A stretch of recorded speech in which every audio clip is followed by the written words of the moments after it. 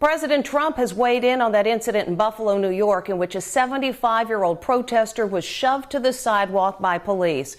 In a tweet that stunned many, the president shared unfounded speculation that the man was aiming a scanner at the officers when he was shoved. President Trump is under fire today for calling the 75-year-old protester who fell and cracked his head after being shoved by cops in Buffalo an ANTIFA provocateur. Martin Gugino was pushed after appearing to scan police communications in order to black out the equipment, Trump tweeted.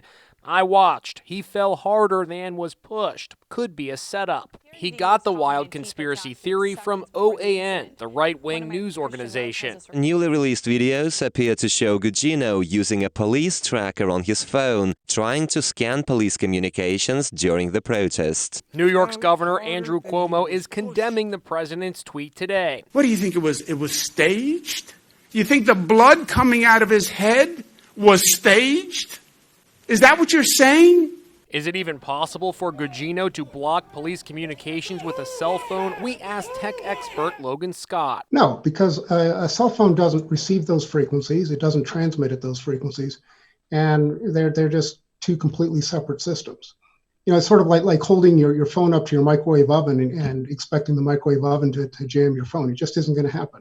Gugino, a longtime activist from Buffalo, remains hospitalized. His attorney telling Inside Edition, we are at a loss to understand why the President of the United States would make such dark, dangerous, and untrue accusations against him. The president is denouncing calls for the defunding, dismantling, even abolishing of police forces in the wake of George Floyd's death. We won't be defunding our police. We won't be dismantling our police.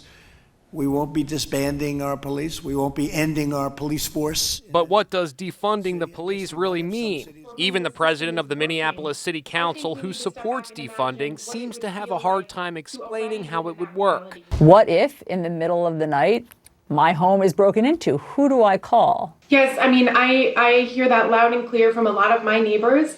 And I know, and myself too, and I know that comes from a place of privilege. That response was met with ridicule by Fox's Laura Ingraham. I guess you're supposed to call the white privilege hotline. In New York today, hundreds of NYPD officers, fed up at being vilified, gathered to vent their frustrations. They're trying to make it look like we're evil. We're the good guys. We've always been the good guys. I grew up here. I reared my children here.